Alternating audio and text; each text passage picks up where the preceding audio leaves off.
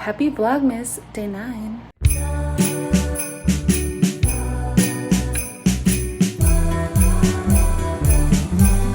I'm gonna show you guys how I do my pony. I didn't want to wash my hair today. First, I put my hair in a pony. This pony is from Irresistible Me. It's where I get my clip-ins. I've tried so many hair products, companies over the years, and Irresistible Me is my absolute favorite. I don't know if I want to put pieces down. I think I am. And then I'm just gonna put my hair. This is such an easy hairstyle. So pony, I'm gonna do it high. Sometimes I'll do it low. Loosen it. This is my sad little pony. So I'm gonna take the pony. It has a clip right here. And I'm going to put that, push that into my scalp. And then I'm gonna take these handy dandy ribbons, go underneath, cross them, make sure that clip is pushed in there, and then I'm gonna pull, and I'm gonna wrap it around again. Ooh, wrap it around, and then I'm gonna flip this over, and I'm gonna tie it back here.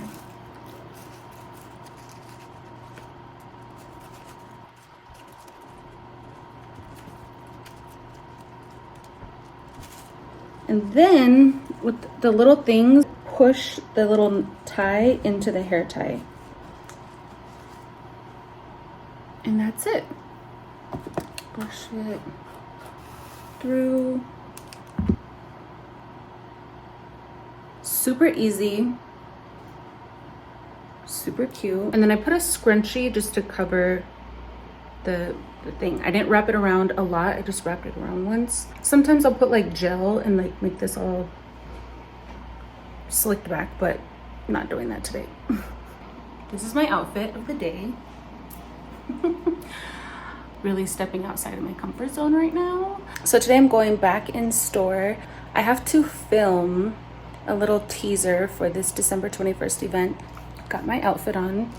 This is actually a lingerie piece from Ooh La La Cherie, which is actually available in store. But yeah, I have to go film some stuff today, so I feel pretty weird right now, but I have to get this content. So I am so cold. It is now 7 o'clock. I have not powdered, retouched, blotted, nothing. I do have a little something going on around my nose area, but that happens with every foundation because I like rub my nose a lot, especially with my allergies right now. Other than that, it looks so freaking good. I'm super impressed and just wanted to give you guys my last update because I'm about to take my makeup off and back to day 9 of Vlogmas. Hi guys, so I'm back home now. I forgot to mention I am using the foundation again today, and I used a brush, and I like the brush more than I do the beauty blender. I used a lot less foundation. That's with any foundation. The beauty blender is always gonna soak up more product. So I used the brush today and I'm really, really happy with. So in the future, I will definitely use a brush. Let me show you what brush I used. Unearthly Cosmetics A3. I love this brand because their packaging is such a freaking vibe. This brush set has moons on it, so you know me, I'm like sold. But I love this foundation brush with any foundation. So it's like a flat top brush. It's pretty dense but soft. I love it. I picked up a Starbucks caramel brulee on the way home because when you order like so many 2 days in a row, you earn like extra points. So I was like, I want my points. Say less, I'll go back. Also, I realized I didn't share a book with you guys yesterday, and it didn't hit me until I was laying in bed and I was like, I didn't share a book. So today I have a book for you. Facing Codependence by Pia Melody. I picked this book up right after my divorce. I was really struggling with codependency. You might be codependent if you have difficulty experiencing appropriate levels of self-esteem, if you have difficulty setting functional boundaries, if you have difficulty owning your reality, if you have difficulty acknowledging and meeting your own needs and wants. A lot of the time, we are happy if that person is happy, or if that person is angry, then we are angry. So it's just a difficulty of experiencing and expressing our reality moderately. Learning about codependency and really unpacking it helped me move through so much.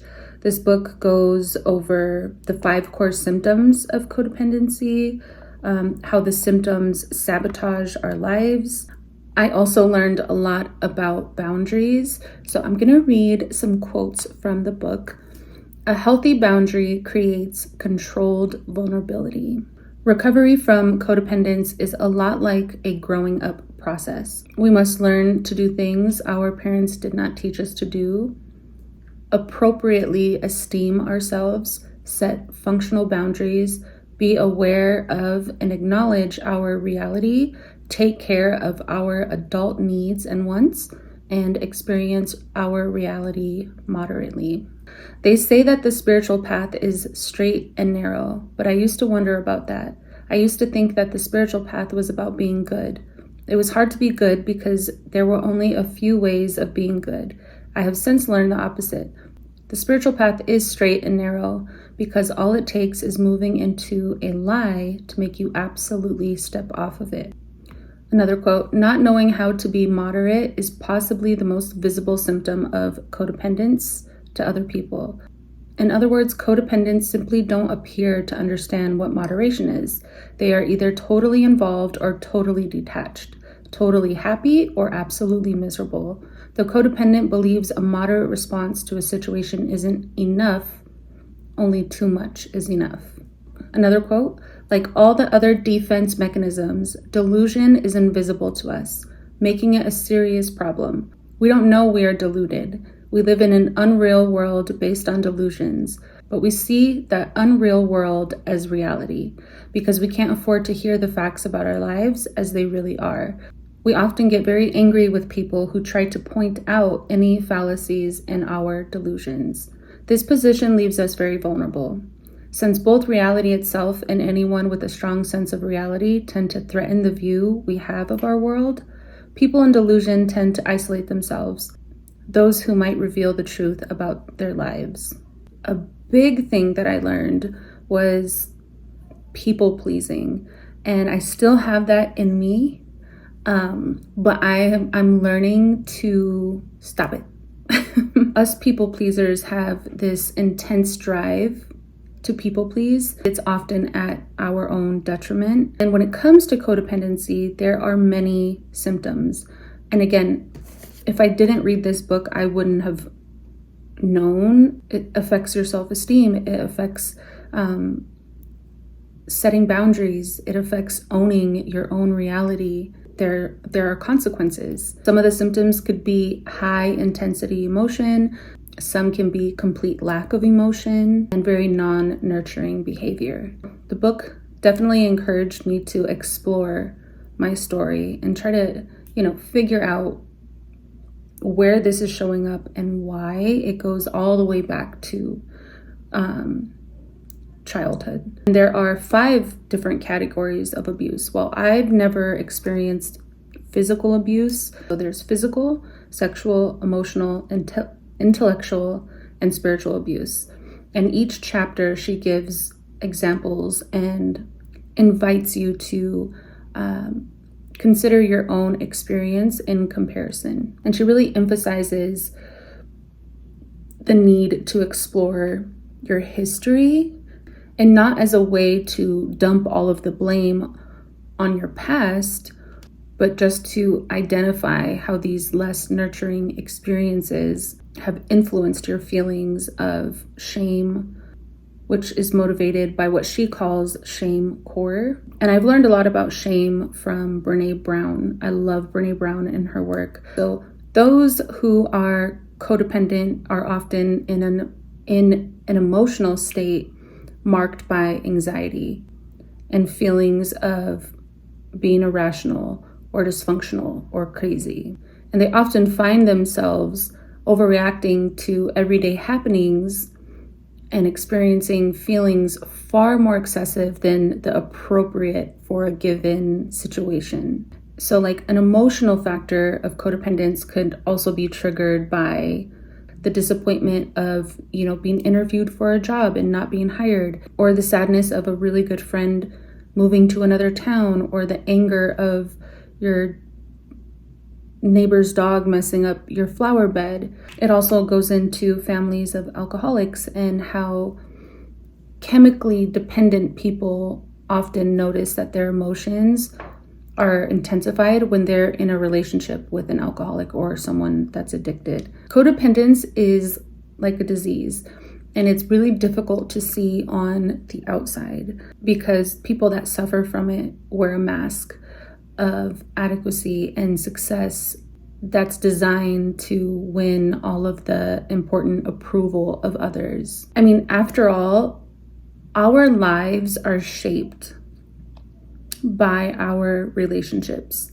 And to some extent, we rely on our loved ones, friends, colleagues to consider our happiness, and we try to do the same for them. What I have found in realizing like, whoa, I am codependent, it really is like a cutting off of yourself. It's like I don't know who I am. And that could be very painful. But I think that's the first step, is having awareness around it and digging deeper into facing codependency. I feel like it takes a lot of courage to begin this journey of self-examination. There's meditation, there's therapy, there's all of these approaches to work with your emotions, right?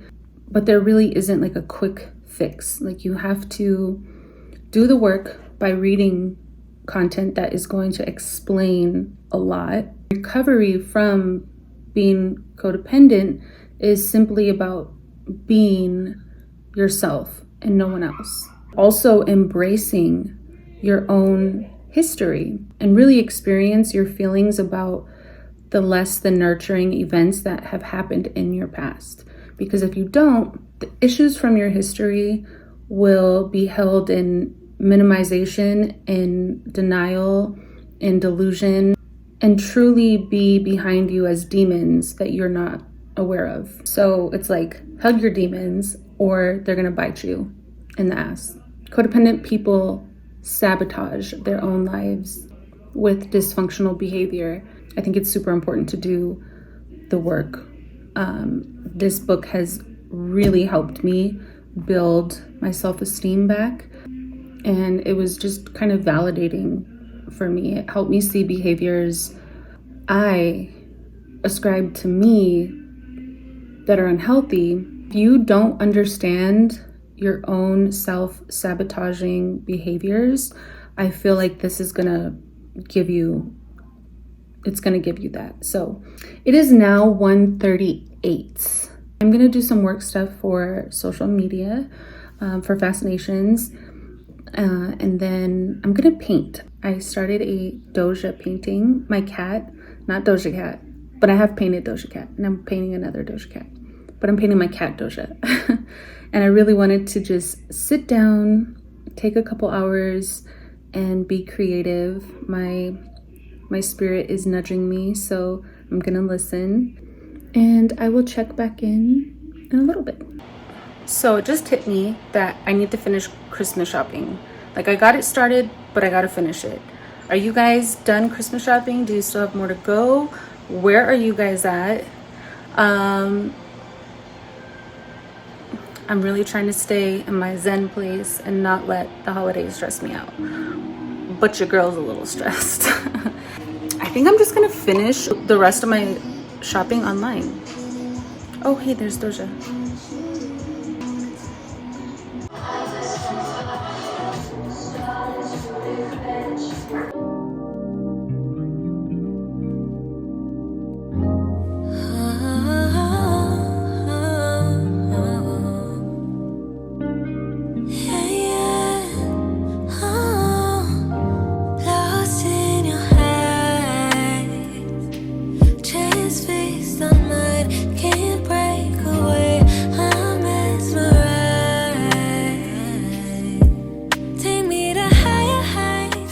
I really like this lighting in my living room. It's nice. So it's almost 5 o'clock, and yesterday's Vlogmas went up this morning because I did it in 4K and it takes such a long time. So why is my voice like that? I don't want to get this video up tomorrow when I go up today because it's day 9 and it's the 9th. My OCD is kicking in. So I'm gonna wrap this vlog up. I feel like it's pretty long because I was a chatty Cathy most of it. But I just want to say thank you guys for watching Vlogmas, and I will see you tomorrow. Peace.